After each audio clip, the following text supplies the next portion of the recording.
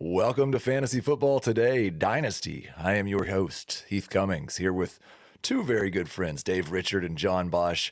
We have a three-man Superflex rookie-only mock. No, that doesn't mean that we're just taking three picks and then we're done. It doesn't mean that we're doing three picks of 3 rounds. We're going to do at least 2 full rounds of a 12-team rookie-only draft for a Superflex league. We will make all of the picks, though we'll break that down. I want to talk specifically about the round 2 running backs and the tight ends not named Dalton Kincaid, but I'm sure we're going to start with Bijan and the running backs first. Well, actually, we're going to start with John Bosch first. John, welcome to the show. We always like to start with 3 questions for our guests, and usually we let them talk also about the things that they've been doing, but my 3 questions for you are about the 3 things that you've been doing. So we're just going to go right there. You are the third Fantasy Cares board member to appear on this show that I think has only had 6 episodes. So that's a pretty good ratio. One of the things I asked you to do is give us kind of 60 seconds on what you've done with Fantasy Cares and what it's all about. How fast can I talk? Can I go like at triple X speed? Like, Please, that would be very entertaining. Quick pitch. I mean, this is all, of course, Scott Fish is doing. He has a passion for put a little charity into your fantasy. Right. It's so easy, and he says it all the time, and he's dead right. There are so many fantasy leagues out there. If people just consider donating 1 entry fee, like, we can do massive, massive things with that.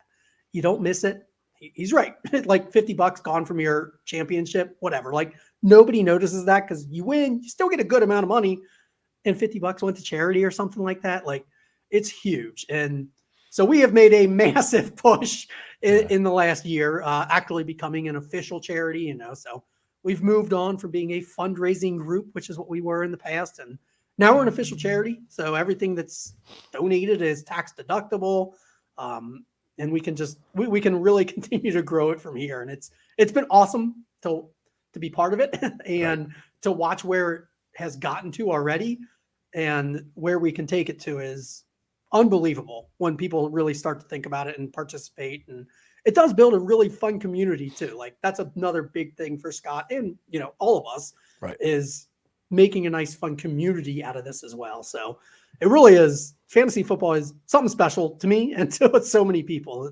that we get to do a lot of fun things with it. And I think to use that fun thing, Dave, that we get to do to also help people is about as good as it gets.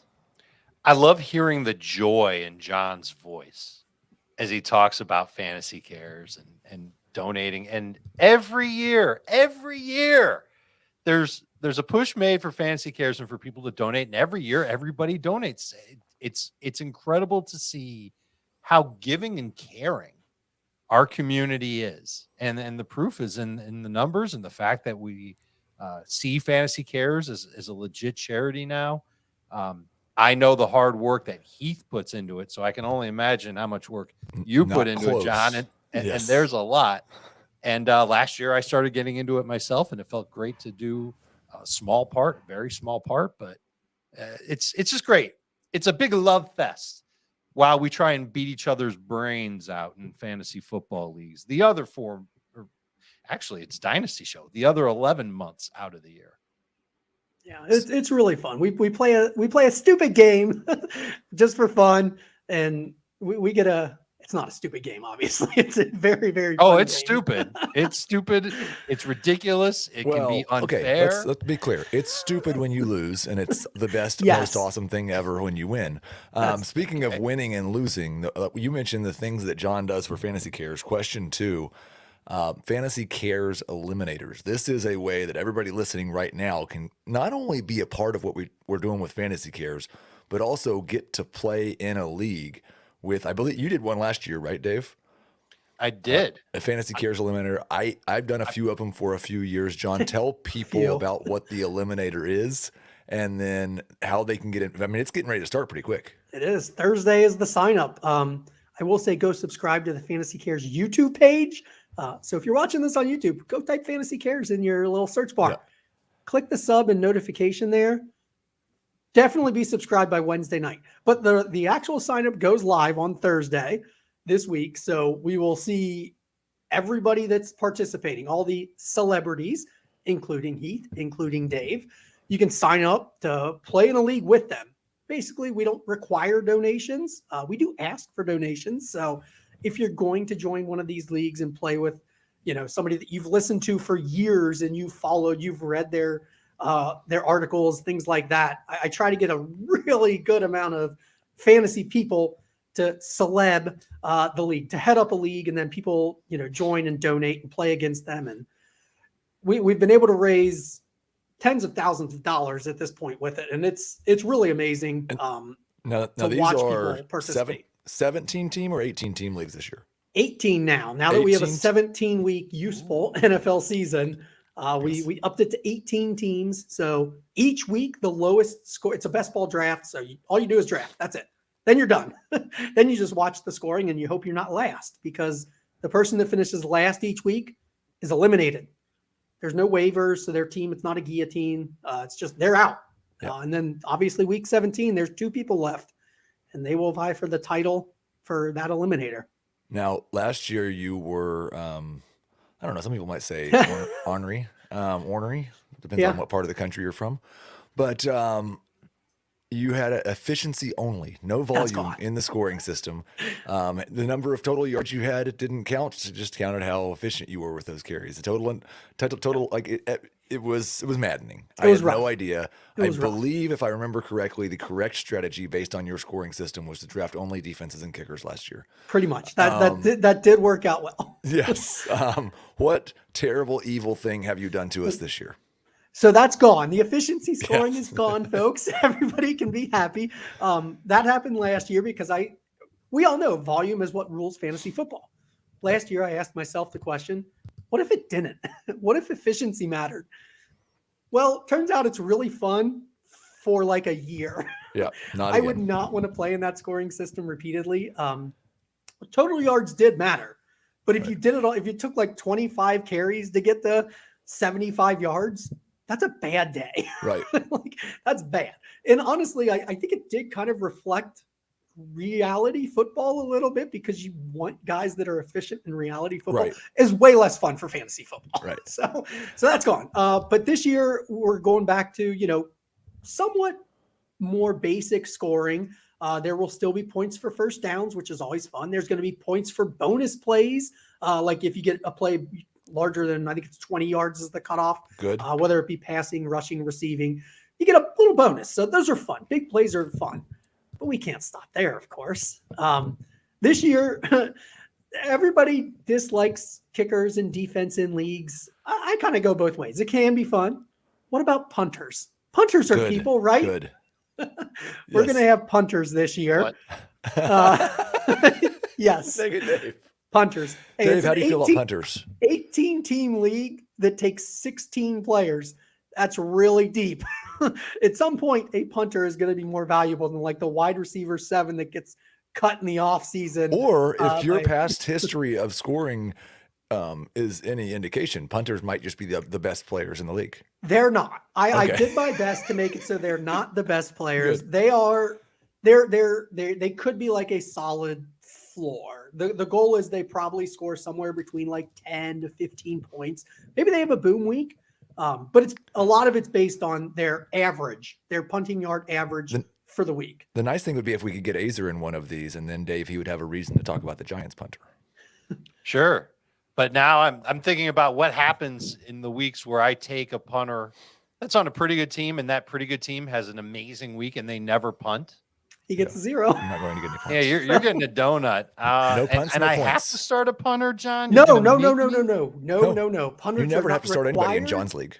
They are just an option. There's no positional requirement. The only limit in the positions is you can't have more than 3 quarterbacks. 3. So that's triple flex. Because we're at 18 already. So like even if you go to, Superflex. And you won't get a chance to draft 3 quarterbacks, I would guess. I would guess all the quarterbacks are gone before you make your 3rd pick, unless you pick a backup. I gotta believe it. Right. Okay, I mean, all the backup quarterbacks will be drafted maybe before punters, but eventually, and it's not just punters. We also added coaches this year. So if you want to play for a coach is simple. A win is worth 10 points. A loss is nothing. That's it. So you're either putting Andy Reid on your bench, and hey, if he wins the game, 10 points might crack your lineup. Like, okay, so we are going to get to the mock draft very, very shortly. I want to one more question, and this is a quick one. This could be the trade chart or trade calculator show as well. It doesn't have to be a dynasty show because Dave has the redraft trade chart that he's done for a decade plus. Yes. I put out the dynasty trade chart over at CBS. Obviously, John runs dynastytradecalculator.com, and the thing I think I'd like for both of you guys to talk about, because mine's different than yours, I know. What should a trade calculator reflect or trade chart? John, I think yours is probably more of this is the consensus value of each of these players. Is that what you're trying to do with dynastytradecalculator.com? So, one, I don't run that. I work for that site. I produce content for them. It's not my site. Use the wrong word. I do know the rationale. The rationale is at this value, half the people would give up this player for this other player. The other half would go the other way. So it's kind of like the goal is to be the house in Vegas. They don't care if they're right or wrong. They just want to be down the middle and like split, that's pretty much the goal of the trade calculator, is to put a player's value at a point where half the people say they'd rather have this player, that's really the goal. Of course, I do a show where the whole premise of the show is saying where the calculator is wrong. Right. That's what I was going to say, Dave. Now, yours is kind of halfway in between those two things, right? Between what you think and what the general consensus is. I wouldn't say it's halfway. There's a definite lean toward consensus. Okay. But it's based on how I'm reading consensus. And I'm not sure, like, how does John figure out the consensus? That's something that I would be interested in knowing. I've got my ways of trying to figure out what the consensus is, but there is some of it in my trade chart that has to do with my feel for a player and the schedule coming up for a player. That stuff is all kind of reflected and calculated in there. Right.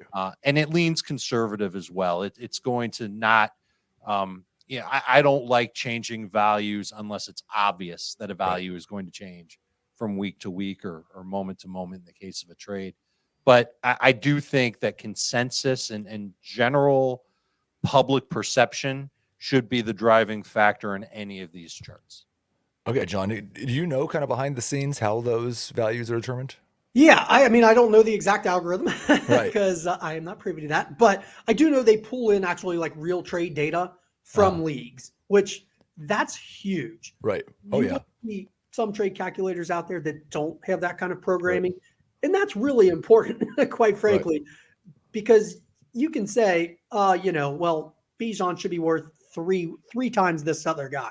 But if you never see Bijan move for anything, like it's kind of just a theoretical value. So they do pull in data like that. And mine, and again, it's a kind of a different thing, but mine is designed more to be like, here is my value for each of these players. Here's Heath's trade chart. What I like to do a lot of times is say, okay, I've got this trade that I would do on mine.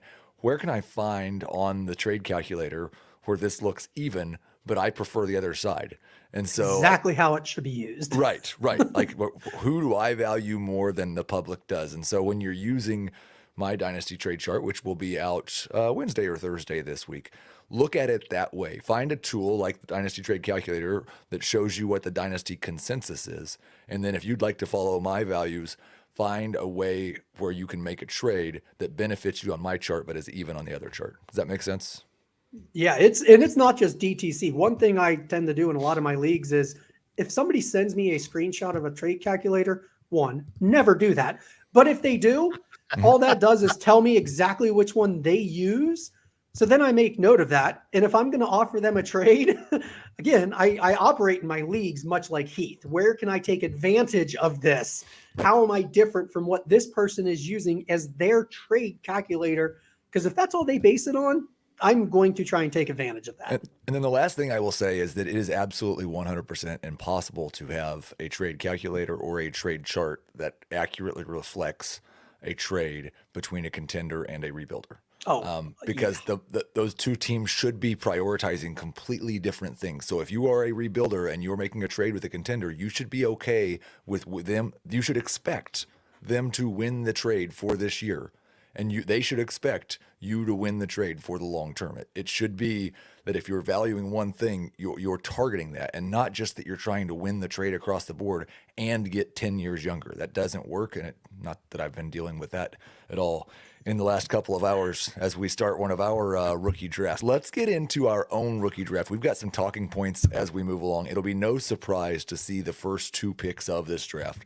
I wouldn't say I'm a good host and that I'm a good host here, but I'm a good host, and then I welcome my guests. So I gave John the number 1 pick. He took the obvious pick in any format, I think. Now, some people will tell you Richardson should go 101 in a Superflex. Is that close enough for you, John, to where if you have one of those 2 positions accounted for, you might take Richardson over Bijan, or is it Bijan no matter what in rookie only? It's Bijan no matter what for me. If I want not Bijan, then I've been shopping the pick since I got it. If I'm on the clock and I'm taking the 101, I'm taking Bijan. I will trade him afterwards. His value right now is just better than anybody else's I can get. He's going to go higher in any startup. He's going to have more value next year. He's the easy 101 for me. So, Dave, I think Anthony Richardson, your pick, also the easy 102. But is it? I have this theory that he should not be as valuable amongst the quarterbacks in a Superflex league as he is in a 1 QB league. I think in a 1 QB league, he is shoot the moon valuable because I can find 22 other quarterbacks to be a low-end QB1 if he flops. But in a Superflex league, I know, relative to all the other players, he's more valuable. But relative to the quarterbacks, his floor is almost nothing.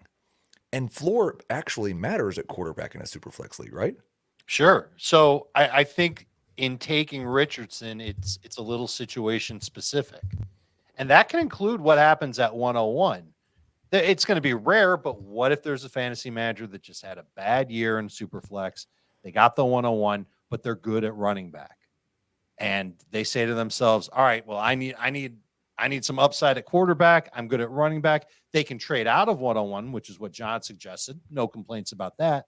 Or they could take Richardson. And I feel like if you need a quarterback in Superflex, why would you pass on Richardson? Because he might not start the season for Indianapolis, although I kind of think no. I don't think it's because he might not start the season. It's because he might. You think it's because he might just not be good? Yeah. Right. I get that too. Tell me about the other quarterbacks and how many of them can be top 5, top 10, regularly top 5 or top 10 quarterbacks in fantasy that you'd feel safer about. The only argument that you can make for Young or Stroud over Richardson is that they're going to definitely start the season and their floor is higher than Richardson's, but their ceilings are not.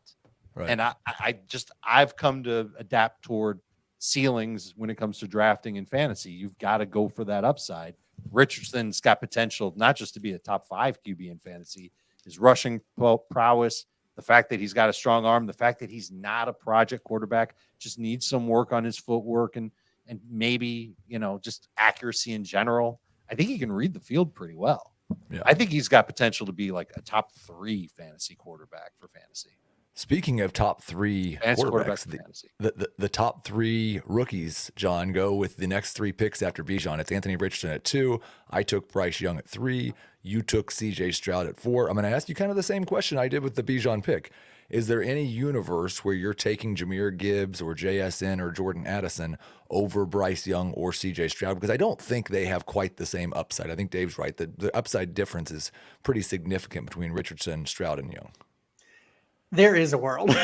And not only is there a world, I've already done it this year in the last couple of days. I took Gibbs over Stroud in a scenario. I took JSN over Gibbs over Stroud in a scenario. Right now in this, I'm drafting purely on value. Right. If I know my league and I've tried to trade out of that 104 because I already have quarterbacks, in one of the scenarios I had Burrow and Tua. I don't need to take Stroud. I would much rather have. I think that was the one with Gibbs. I much more wanted the running back on my roster. I tried to move back. I wanted somebody to come up for Stroud and take him so that I could get a little bit on top of Gibbs. It didn't happen.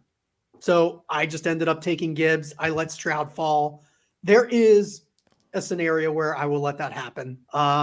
It's unfortunate because I think I should be able to maximize my value, but hey, not every league is going to allow me to do that just because I think I should be able to. So once it comes down to it, I do eventually give up if I know I'm not going to be able to maximize that value.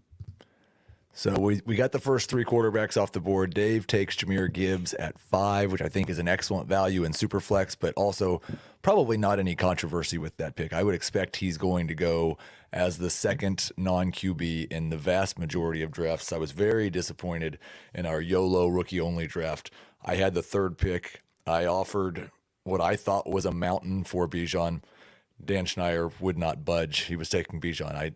Second pick, Jahmyr Gibbs. I couldn't even get into a trade discussion for Gibbs. So I took Jordan Addison. I noticed you mentioned JSN, John, and you took JSN in this draft right after me. Couldn't type that 7. Name in fast enough. I know. So I had those two pretty close before the draft. You strongly prefer JSN even with the early target competition. Yeah, I do. I think in the long run, Smith-Njigba is just going to be better. Yeah. I do like Addison quite a bit. I love his landing spot, obviously a lot better, but I'm trying to not let that be my sole determining factor. If I was basing it just on how I think the first 8 weeks of 2023 will go, I would take Jordan Addison. That is not how I'm drafting when I'm drafting Dynasty. I want that wide receiver that can be I think Jaxon Smith-Njigba has the potential to be up in that elite tier where we talk about Jefferson, where we talk about Chase. I don't think Addison has that ceiling. I think they both have extremely safe floors, both very, very good players for a very long time. Smith-Njigba, I think, has that possible ceiling to just really elevate him to a super value for fantasy football. I get that. I do wonder, I think obviously Addison's floor concern, Dave, or risk concern is the fact that he weighs 170 pounds soaking wet. And that is a significant risk. I don't want to overstate that, but I don't feel like anybody, there was some concern 4 or 5 months ago about JSN as wide receiver 1 in this class. But we've just kind of decided we're all okay with the fact that he had one good year of college football. It was not good, spectacular, incredible year 2 years ago. And he was pretty young when he did it. He was also very young when he did it. But it's 1 year also. That just doesn't bother you at all? It bothers me a little bit. But if you dig into the reasons for it, there's 2 things that you should do when you see that. Number 1, dig into the reason for why it was only 1 year. He pulled a hamstring early on in 2022, didn't get a lot of playing time, and then he kind of just sat out the rest of the season. And the hamstring injury also kept him out from the combine. So hopefully he's got that taken care of. So that's the other reason. The second thing I look for is, what was this guy like before the breakout year? Was he did he have a great pedigree coming out of high school? And in the case of JSN, this dude was like the Texas player of the year. Maybe it was the Dallas player of the year, but one or the other. Just huge accolades coming out of Dallas and one of the top prospects in the class. That pedigree matters to me as well. And so sometimes when these types of players go to a school where they're buried on the depth chart, they're sharing the field with a lot of other really good wide receivers, they don't get a huge opportunity. In the case of Smith-Njigba, he got the opportunity with those big-time receivers, and those big-time receivers, we're talking about how JSN was the best receiver on the team. Now, maybe that's just them being nice, and we're talking about Garrett Wilson and Chris Olave. Those were JSN's teammates at Ohio State. But I think that matters a little bit. So he didn't have that clear path to starting right away as a freshman. And then when he did get the opportunity to play, he was spectacular. Then an injury played a role. I think you kind of weigh it all out, and I see what John sees. A really talented wide receiver who's probably going to be better than we think he'll be as a rookie, even though he's sharing targets with Metcalf and Lockett in Seattle. So we had pick 8 and pick 9 off the board. Dave took Zay Flowers. I took Quentin Johnston. And this is the point of the draft where we were supposed to be. Dave says there's one left. I am, you know how I feel about rookie tight ends. That's exactly where I'm going, Heath. You're going with Dalton Kincaid because I was waiting. Absolutely the tight end who's going to be used like a wide receiver, and it's not going to turn out like Mike Gesicki at all. It's going to be this time it's going to work. This time the rookie the tight end is going to be awesome. It may not have worked for other people, but maybe it'll work for us. So you guys do. I think we saw him in our draft, which was a 1 quarterback draft, go with the 7th or 8th pick, Dave. John, you feel good about Kincaid in the first round. It's not just, darn it, the 9 guys I wanted are gone, so I'm going to take him. Do I feel good? Not. I don't know that good is what describes it. I feel he is the last one that has the potential to have like that massive upside. And that when I draft in Dynasty, I want guys that have a chance to really increase in value. Dalton Kincaid has that chance. Again, I am not thrilled with this pick, but it is where he has to go. Because if he does hit, I have my tight end position locked up. I love locking up that tight end position. It makes my life a lot easier. I don't have to waste 5 or 6 roster spots and then pick each week who I want to start. If he hits, I lock him in my lineup. That gives me more shots at wide receiver and running back on my deep bench to just stack guys that I can pull up later, hopefully. So because of the way I attack tight end position in Dynasty, it does make it a little bit more valuable. It's definitely a risk to take a first round tight end. Even though I'm a huge Pitts lover, that's my guy, whatever. I am not usually in full support of taking a tight end early, but of who's left, he's got the best chance to really lock in week to week as a starter for me. Now, we're going to talk about these last 2 picks in just a second. I want to run through the full first round. I do want to say, like, in regards to this class, we all feel pretty good about the top 9 in a Superflex, and that's great.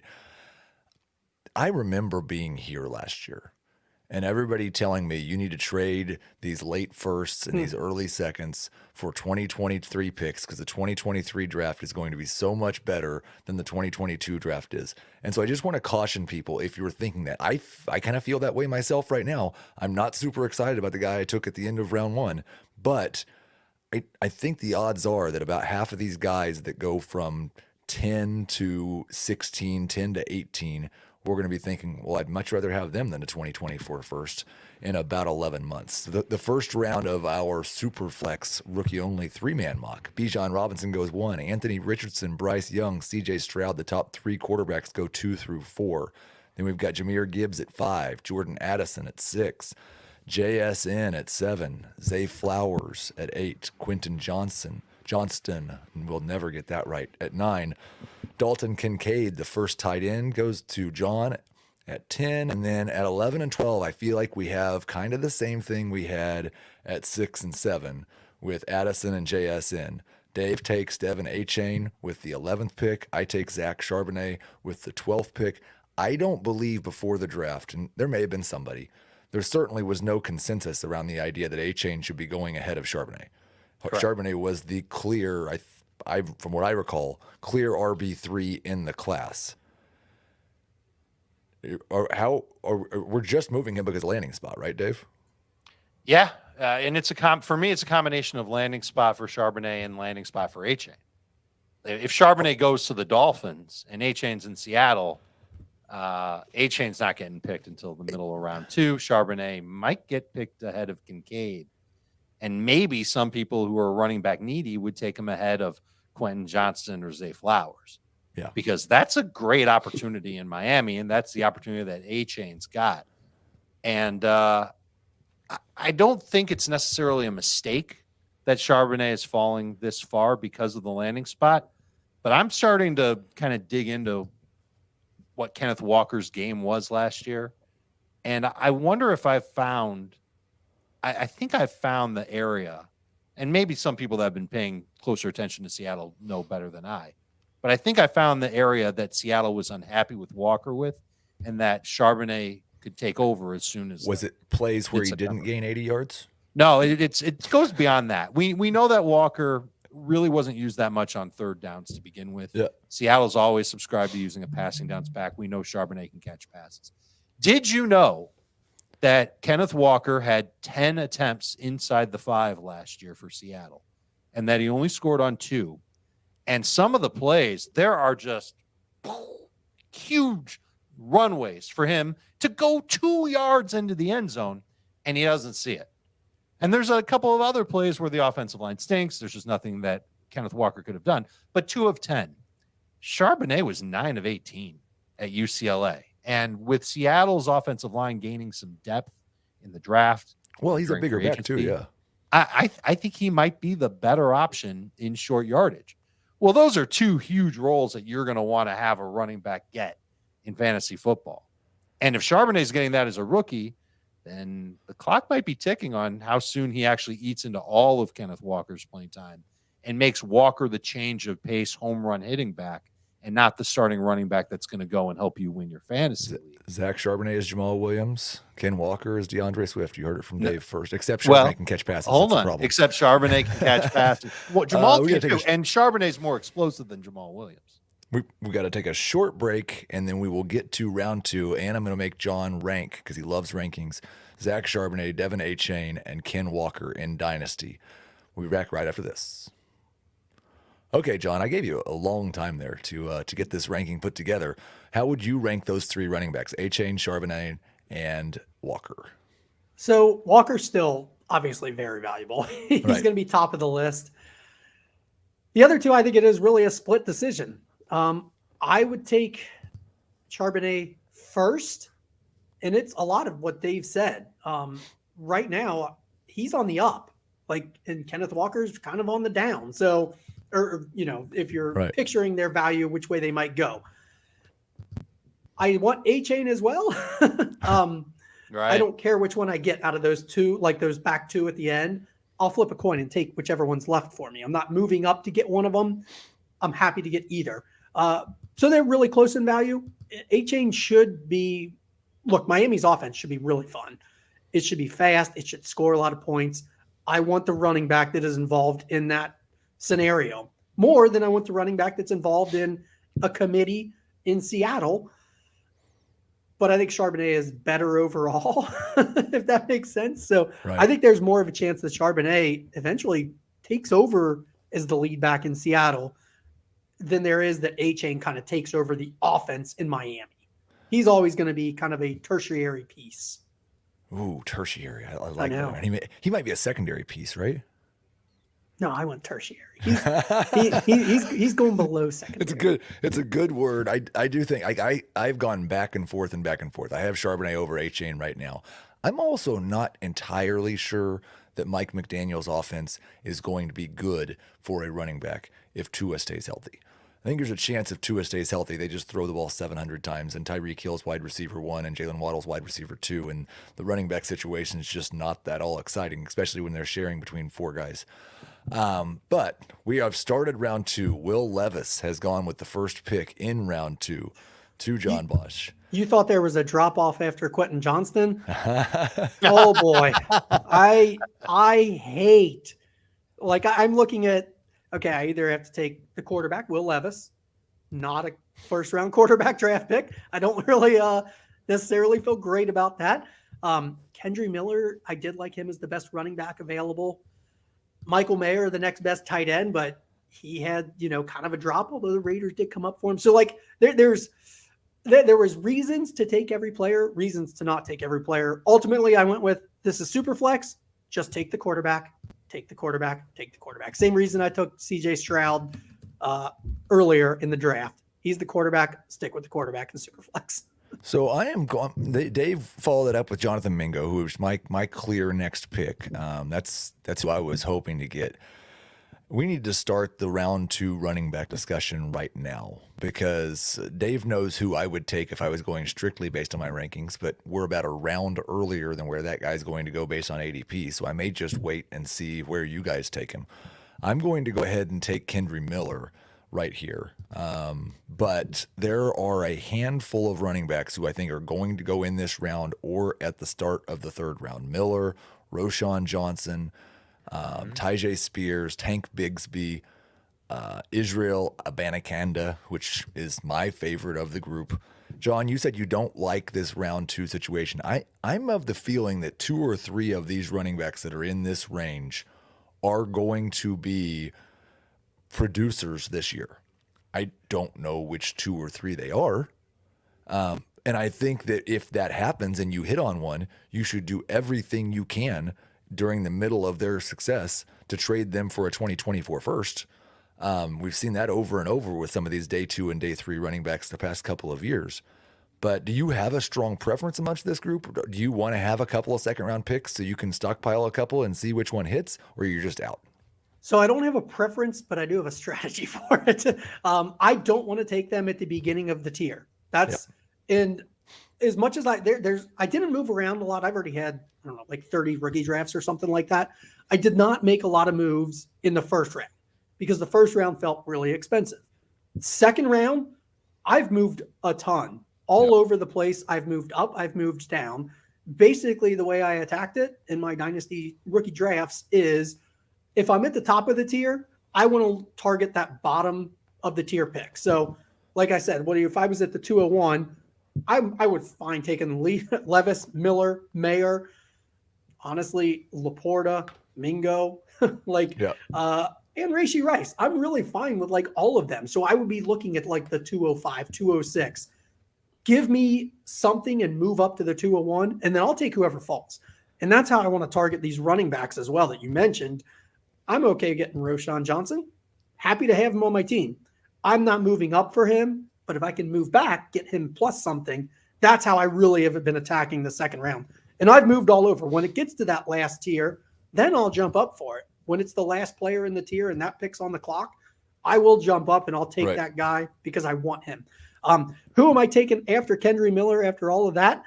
I will take – it's hard not to take a guy that is going to be catching passes from Pat Mahomes. So of course, I'm going to take Rashee Rice.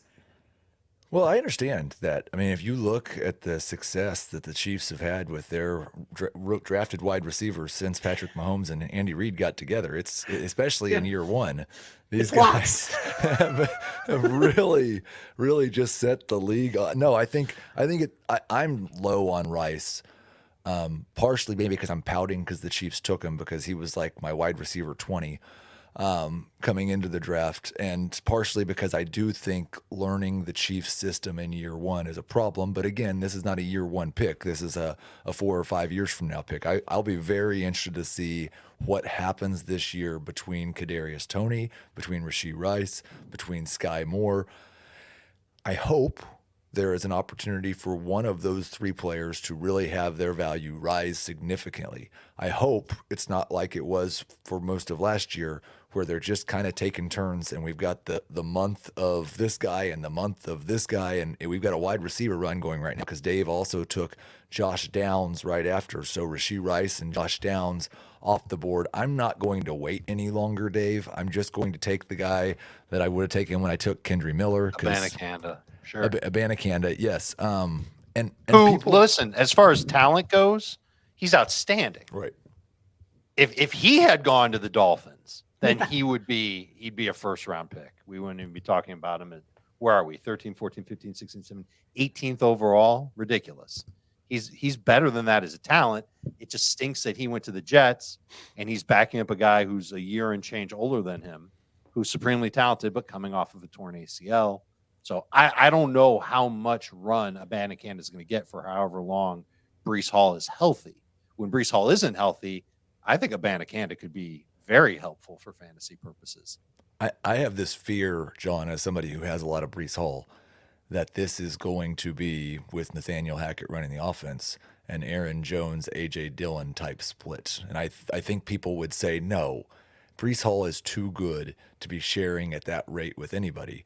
And I would say that Aaron Jones has been arguably the most efficient running back in football over the last 3 or 4 years by a variety of measures.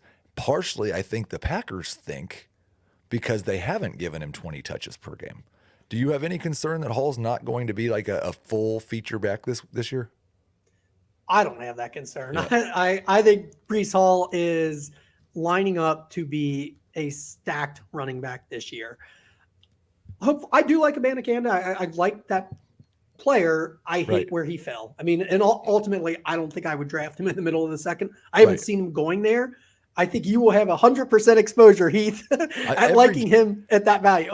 Every draft I take, I'm just going to move back 3 more spots to where I take him. So by the time I get to my 4th or 5th or 6th rookie draft, I will be taking him in round 3. There's like everybody else, but I'm going to get a couple early shots at him as well. I think you're right. Like he's going to go behind, and I would just say, like, I think there's a chance Roschon Johnson's the 3rd back on the Bears. Everybody's going to take Roschon over Abanikanda, and I'm not certain at all that he's going to beat out Khalil Herbert and Deontay Foreman. And what's the rule that John laid out at the start of this Take pod? the back of the tier. Well, no, even earlier in the pod, talent wins out. Yeah. Like when we were talking about Smith-Njigba, we hated that he went to Seattle, but we can all agree that he's a talented wide receiver who's got upside to be one of the best in the league. We saw something like that when he put up better numbers than Garrett Wilson and Chris Olave 2 years ago at Ohio State. And so if you draft just on talent, I think Abanikanda makes a ton of sense, and you just wait for him to get his opportunity. So he's a pick that you got to be patient with. You might be able to use him week 1 if Breece Hall isn't ready to go. That would be outstanding.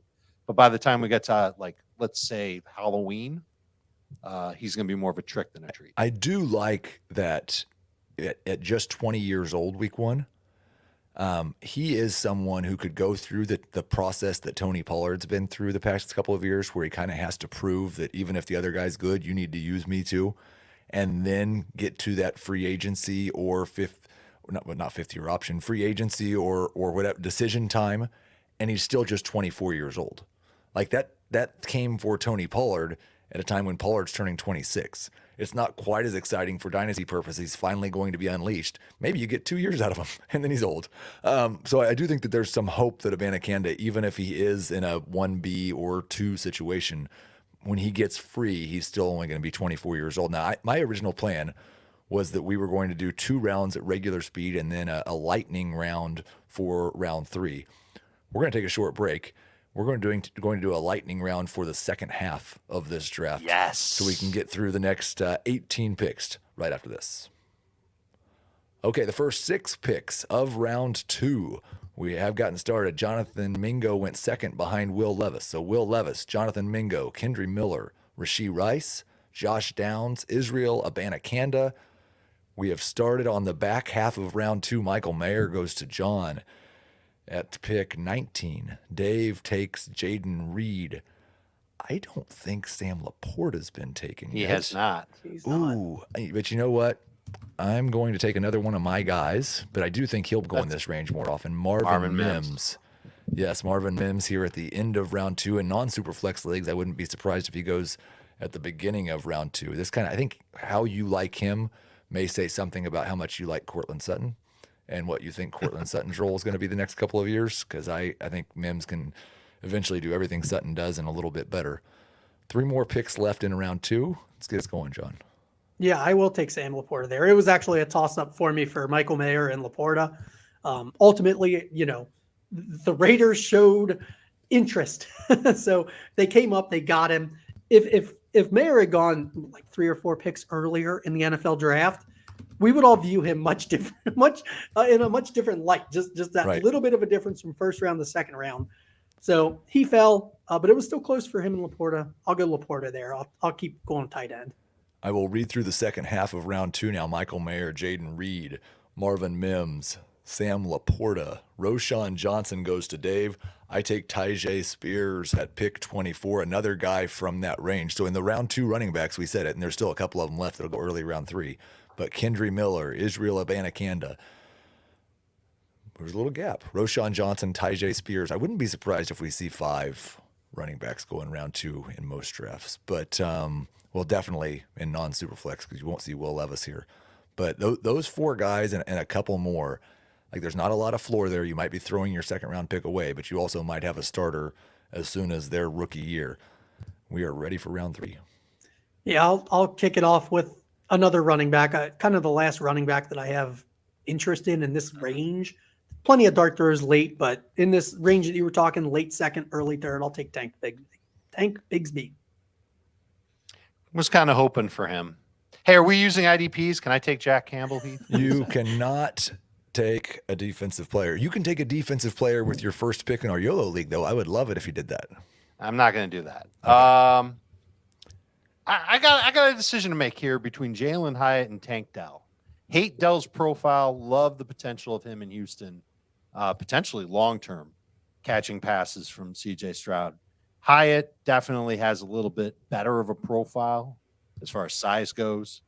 Kind of don't love that he's in New York, but I think I'm going to take, they're both speedy. I'll take the profile in Hyatt over Tank Dell, but it was really close. The other lesson that I think I'm learning here, Heath, you mentioned that you took Marvin Mims because he was your guy. Jaden Reed is one of my guys, and I really like the talent and the opportunity that I think he'll have in Green Bay. I think I probably could have waited, and maybe I should have taken Laporta over Jaden Reed because I think Laporta is going to go over Reed in a bunch of drafts anyway. So just keep that in mind if you're in a draft and you're thinking about trading up. If Laporta's your guy, you probably have to trade up for him. If Reed's your guy, maybe you don't have to, and you can just wait for him to fall to you. I will. I'll take another receiver that I've got in that same group. You mentioned Tank Dell. You mentioned Jalen Hyatt. I like Michael Wilson out of that group. I still don't really believe that DeAndre Hopkins is going to be an Arizona Cardinal this year. I do think that Wilson will be the only wide receiver over 6 foot tall on the Arizona Cardinals. Have a really good chance of starting his rookie year and getting some pretty decent production as well down the line with Kyler Murray. We have 3 picks in round 3. It's Tank Bigsby, Jalen Hyatt, Michael Wilson, John Bosch back on the clock. I'll go back-to-back Tanks. I'll take Tank Dell. I've taken him a lot in the early third rounds. It's a third round pick. What have I got to lose? And I think he has the upside to be something I can start. I did like hearing that CJ Stroud had requested Tank Dell be drafted. Like I thought that always makes me feel good. It doesn't hurt. I have a guy that I like, but I'm going to wait. I'm going to try and go against the lesson that I broke with Jaden Reed. I'll take Chase Brown, who I think is a good bench running back and definitely has potential to be a tandem running back in Cincinnati. Maybe not this year, but in the future. Oh, I guess I'll take Hendon Hooker. Oh, that's who I was going to take with the exact same enthusiasm with my next pick, Heath. Yeah, like somebody has to take him. Yeah, but you know what? If that's the way you feel about a player, then you're taking the wrong player. Well, you should, and this goes for anybody in any draft where you go, I guess I'll take blank. If that's how you feel when you're taking the player in your fantasy draft, you shouldn't take him. Run away. It's away. Round 3. I'll give you the chance to take that pick back if you want. What, you mean just hand it over to somebody? Like, I'm not going to be excited about my mid-round 3 draft picks, Dave. I cannot match your level of enthusiasm. I don't care. You still should be. You should have some level of excitement. He's a quarterback, and this is a Superflex league. That's my level of excitement. I mean, you said that with the enthusiasm of cutting your check to the IRS. Exactly. That is a very apt comparison. Thank you. Sometimes you just have to do it, though, Dave. We've got 6 right, but in picks left. fantasy football, you don't break the law if you don't cut that check. That's true. In reality, you got to cut that check, or else they're coming for you. It does feel like the upside of Hendon Hooker is maybe he becomes startable like in a bye week for you at some point in your Superflex. Sure. But I think he's got better upside than that, John. That's got value. That does have some value. Soon. All right. We are really scraping the place where I just don't have strong feelings about guys. I'm going to take, we've got a little bit of a volunteer block here. So I'll go ahead and take Cedric Tillman. I'm not going to be enthused about anybody here. Right. Dave, get excited about whoever you're taking. Yeah, Who's your guy? Dave make the rest of the picks. I think. Do I take the guy that I just kind of want? Take the guy. This is rapid fire. Rapid fire. It's Sean Tucker. He wasn't even drafted in the National Football League. He went as a free agent to the Tampa Bay Buccaneers, but I really liked his film, and I think he does have potential to matter this season. I will take Zach Evans, who is a very similar fell because of medicals type guy and was drafted. And his coach says that what he does complements what Cam Akers does, which I assume means they think Zach Evans can catch. We have 3 picks left in our Superflex rookie only. I always say his last name wrong. There's Kayshawn, who fell all the way to the Patriots. Now he falls all the way to the end of round 3. Yeah, he at one point had really high upside. I'm going to go ahead and maybe it'll return.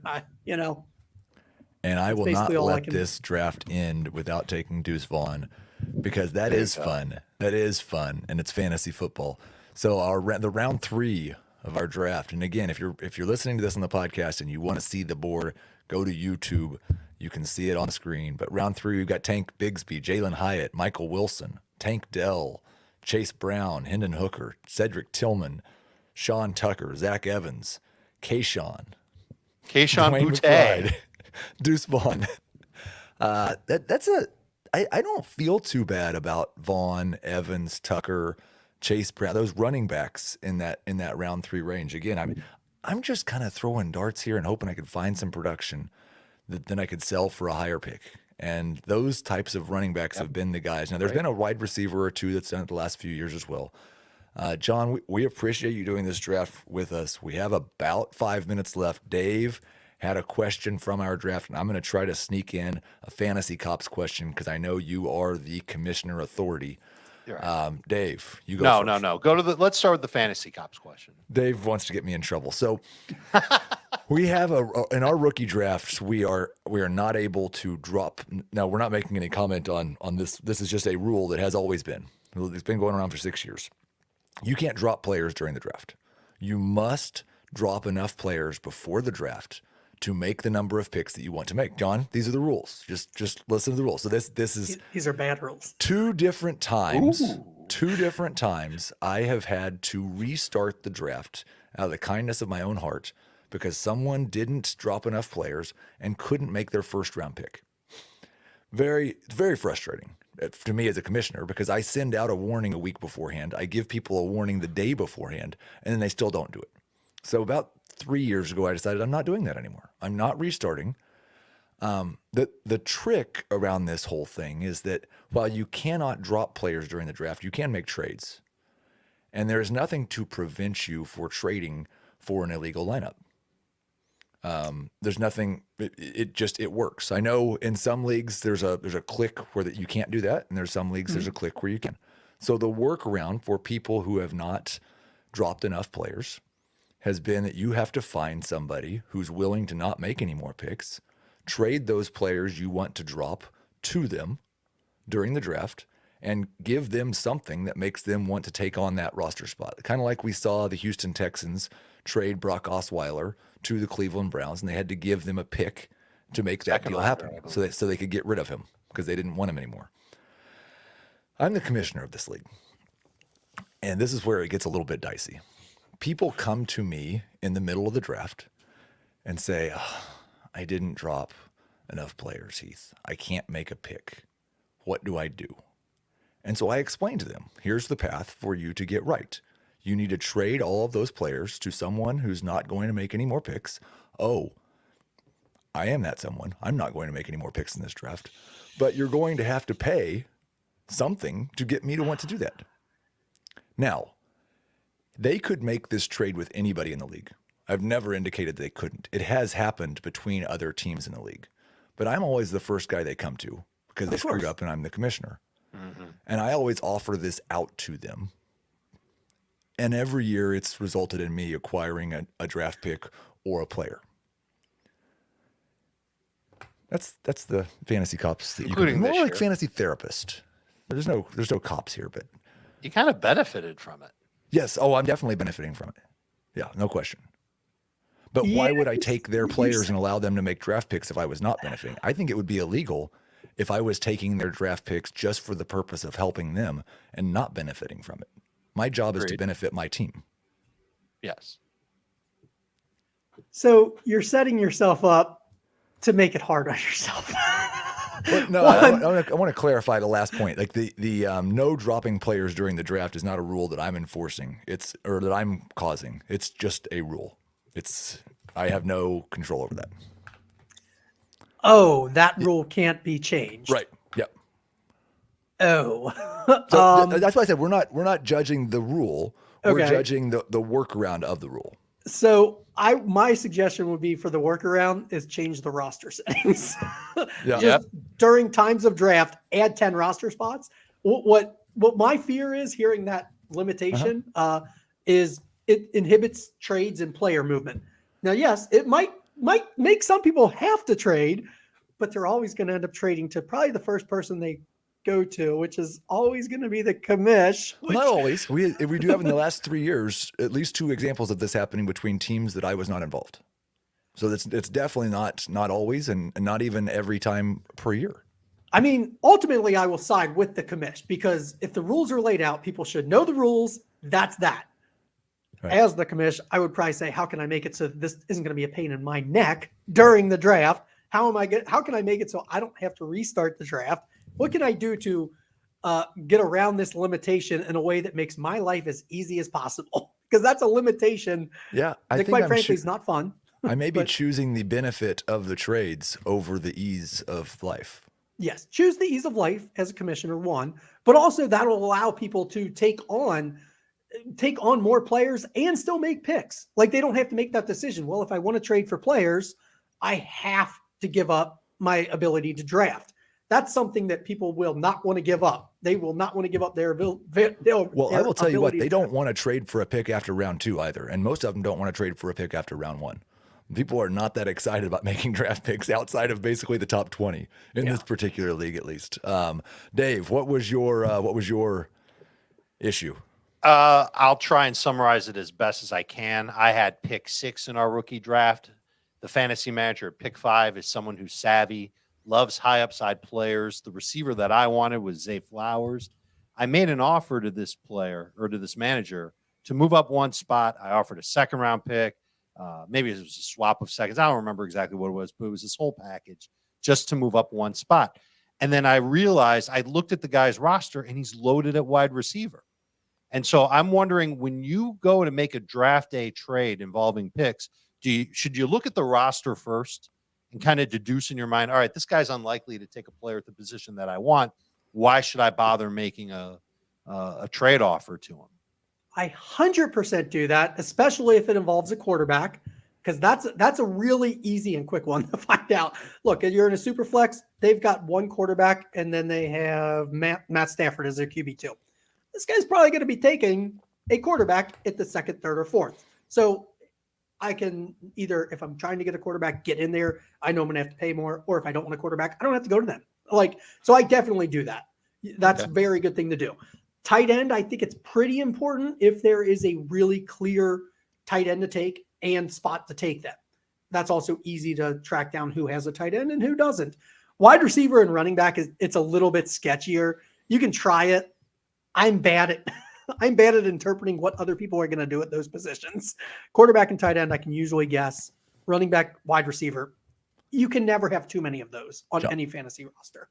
So John, we thank you. Getting the hook here. The music's playing, Dave. We thank you for your participation in the mock. We thank you so much for everything you've done with Fantasy Cares Eliminators. Again, I would really encourage people. John told you, go follow Fantasy Cares on Twitter. Go follow subscribe to Fantasy Cares on YouTube. There's going to be so much new stuff coming this year. And get ready for this week. Signing up for the Fantasy Cares Eliminators. You can play in a league against me. You can play in a league against Dave. A lot of you guys out there like to say, oh, I'm better than Heath is. I'm better than Dave is. Come prove it. Prove it. And let's raise some money for the kids as well. We'll talk to you next Tuesday. Thank you, guys.